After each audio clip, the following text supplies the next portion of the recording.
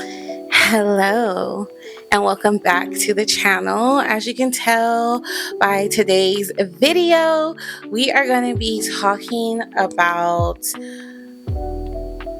essentially at the beginning of this year, which was literally last week. I wrote a Substack post about beginning again and how we usually get caught up in cycles where we begin again and then we end at the end of the year feeling disappointed because we repeat the same cycles year after year. And I wrote a post that was breaking it down, and I thought to myself, why not just make this into a YouTube video? It's interesting how every new year we convince ourselves that this will be the one where everything finally changes. Even though we've been here before, today I want to talk about why I am beginning again and what I realized about myself that I couldn't avoid anymore. It was 5 p.m. on the first Saturday of the new year, and I was sitting at my desk and it was raining outside, and instead of being out celebrating, I was doing what I always do: ordering food, lighting candles, staying in. And that's when it hit me. This wasn't new for me. First off, it's always raining on the New Year's, and it was very quiet. It was a quiet New Year's compared to other New Year's. And I'm very familiar with that. Like, that's very familiar to me. And it kind of hit me, like, when the light bulb goes off in your brain and you're like, it was that moment where it's like, oh, this is what I'm comfortable with. And this is probably why I'm not feeling fulfilled, because I'm also very comfortable with how I've been bringing in and using the same cycles, hoping for a different result every single year for the last 5 years. Okay. For the last 5 years, I've done the same cycle. I set goals, I attack them with so much energy, I burn out, I fall off, and by the end of the year, I'm disappointed in myself. I get trapped in the energy of hustling that I end up sacrificing my joy. I realize, even though I've come much further than I once was, I was still stuck in survival mode. And hear me out, because survival mode looks different at different moments in your life. When you're literally getting it out the mud, I'm talking about coming from nada, zero. That's a very intense form of survival mode. And oftentimes people equate survival mode with that.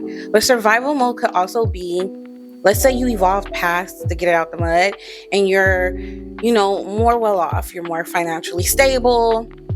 You're not quite living in ease, living in purpose, living in alignment, but you are living in a way that, I guess, when most people look at your life, they would say you're doing pretty well off. You're doing well for yourself, and to keep going, right? That in itself is its own type of survival mode. And I think for people who get out the mud, and then they shift into that, okay, we've got it out the mud, we still don't have it quite figured it out, but we are way better off than where we once was. I don't think we ever truly leave survival mode. Realizing that, I was like, oh no, I am still in survival mode. I have just gotten comfortable with the life I'm living because it's more comfortable than how I used to live. And this is just another moment of familiar. Like, I've gotten comfortable with the 9 to 5. I've gotten comfortable with making a consistent income on a basis. I've gotten comfortable with so many things that I never thought I would have ever gotten comfort with. Context: I'm a person who literally live for pushing myself to the next level consistently, right? And that in itself, that mindset in itself is a result of living and survival mode. But also, I also have the mentality since I was younger that I was always going to work for myself. I was never going to depend on anybody. And somewhere along those lines, I kind of started to get comfortable with working for somebody else. I kind of got comfortable in a routine. And I think that was like my biggest aha moment. And then in all of that, you start to kind of tie your self-worth to productivity, how productive you are. And when you don't meet those goals, so like I said, I'm set the goals, I attack them with energy, I burn out, I fall out by the end of the year, I'm again disappointed in myself. You start to tie your worth to that productivity. And once you tie your worth to productivity, when you do not perform in the way that you think you should have performed, sorry, I'm trying to adjust the camera. When you don't perform in the way that you told yourself you would perform, your self-worth starts to take a major hit, along with your mental health and all the other things, because that's all tied together. And that could be a whole nother video. And then I also realized another thing. I'm constantly in a state of starting over. And hear me out. Starting over and beginning again, hence the name of this video, is not wrong. It actually can be very helpful to begin again, especially when you've outgrown old cycles. However, when you're in a constant state of starting over and using the same system that you've had that hasn't been getting you anywhere, that's when the problem comes in. Because if you're going to start over, you need to start over the correct way, which is identifying what hasn't worked, so that way when you begin again, you set a new course of action, therefore giving you a different result in the interim. And while having this self-reflection, something I avoided naming for a long time is that I really got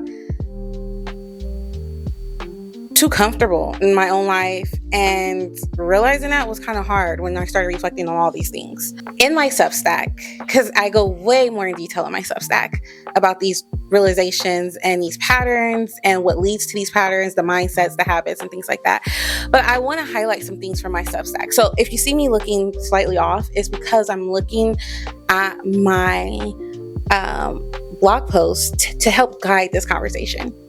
I want to talk about was I mentioned how my partner is my mirror, and not in the comparison kind of way of like what they're doing right versus what I'm doing wrong, but truly my mirror as in, okay, everything that I once wanted for myself, I see in this person as they grow, as they keep reaching new levels in their own personal development. And that kind of made me reflect on myself, because again, I do believe in the ideology that you are a reflection of those you keep around you. So, and that goes for everybody, family, friends, partners that you entertain. And we don't like to see it that way, but it is. You are truly accumulation of those people in some shape or form, not all 100%, but in some shape or form. So I'm around my partner 120% of the time, more than I am around my family at this point. And then, so it's natural that I start to see these habits that I'm like, okay, you were once that person. And not in a bad, like, but in a more like inspiring way where it's just like, wow, like this is God giving me a real life example of what I can be doing, what I used to do, that some kind of way got lost along this way of trying to hustle and figure it out and set these high achieving goals for myself. It was interesting because you have this kind of moment where you're watching someone grow while you're realizing where you need to grow and areas you need to grow. And it's such a beautiful thing. In the same time, I realized where I've stagnated, and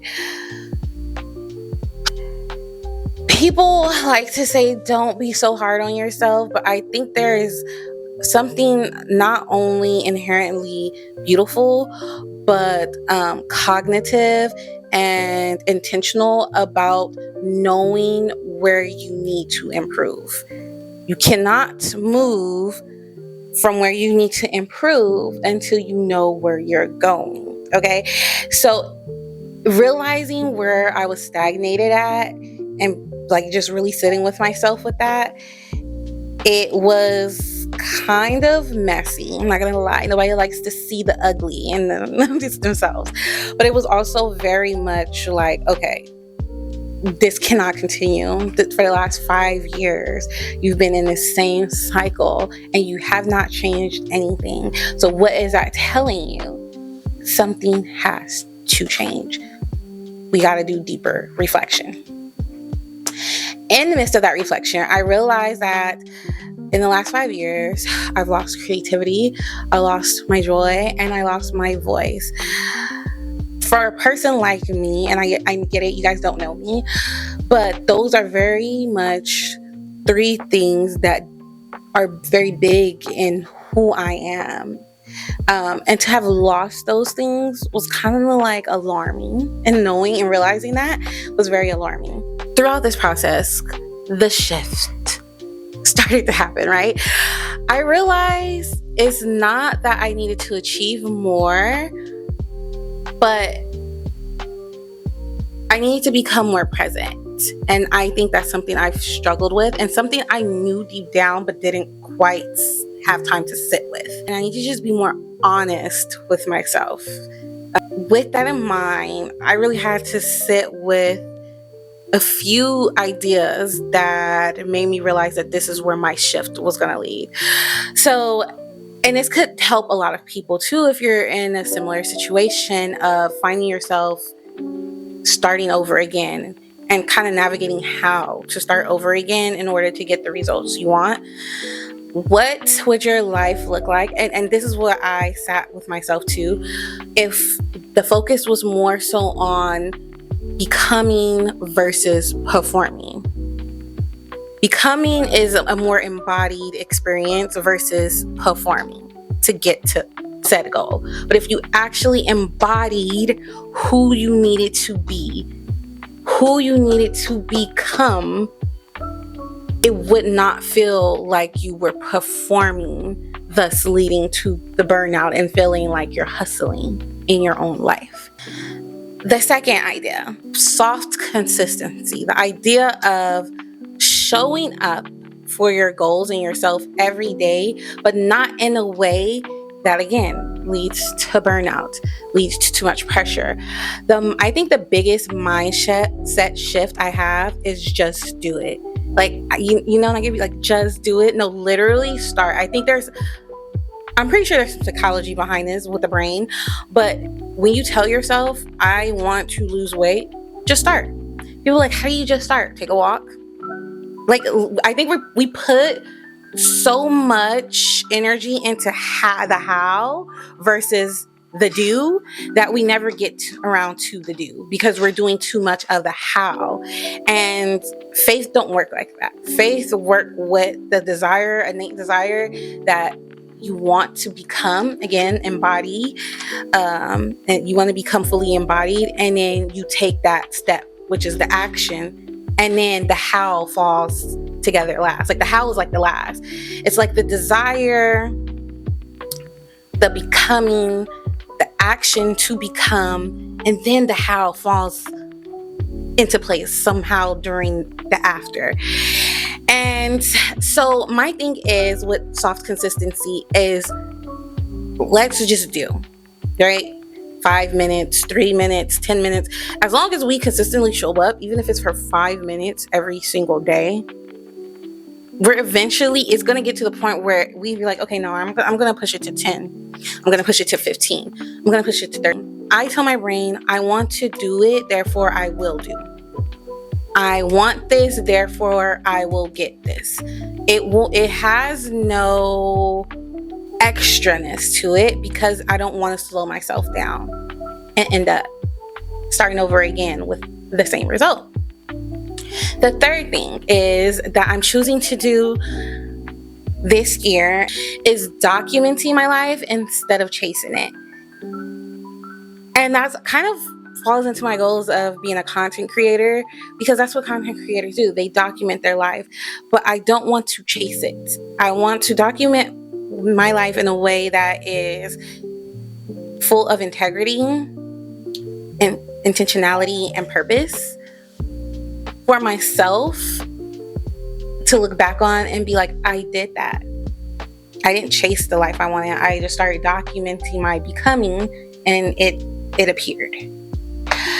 And then the last and most crucial part of this thinking that I'm going into the year with is pouring back into myself.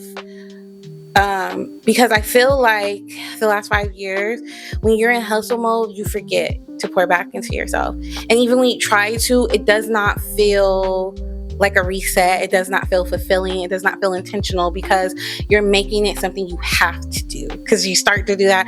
Oh, I need that work-life balance. Let me do this to counter out the work I'm doing. But when you start to do that, even the self-care it don't feel like self-care. It feels more like work, additional work. So taking that time to really disconnect and pour back into myself in ways that just uplift me. And I'm going to be doing that so many different ways this year. But when I think about the ways that I'm going to be doing it, it kind of makes sense, because I'm like, this is what I did when I was a kid. Like, honestly, everything kind of ties back to your inner child at some point in your life, and you don't realize it yet. But yeah, it's just like, no, this is who I was. If you looked at the kid version of yourself and you asked your parents what the kid version of yourself was like minus the she was so stubborn. Like, I'm very stubborn. But testing. Okay, so my camera completely died on me. So I'm gonna make this last portion very quick so it doesn't die, because it's overheating. But what I was basically coming around to saying is, if you ask your parents how you were as a child and then how you are now as an adult, you'll notice a lot of similarities to who you were when you were a child, living more authentically than how you are operating now as an adult. And I'm not saying you have to bridge that gap, but what I'm saying is honor the kid that is inside you, because that version of you was probably the most carefree version there was. All of that in saying that, if you're standing at the edge of a beginning again, I want to ask you this. When you really look at yourself without judgment, what would it take to make you smile brighter? I'm letting this year be about beginning again, but gently, right? Recognizing what worked and didn't work for you, and then not repeating that cycle that didn't work for you. If this resonated with you, you're welcome to sit with me here. I'm writing about this over on my Substack too, so there's no rush or no pressure. Thank you for sitting with me in this video, and I'll see you guys in the next one. Till next time, bye.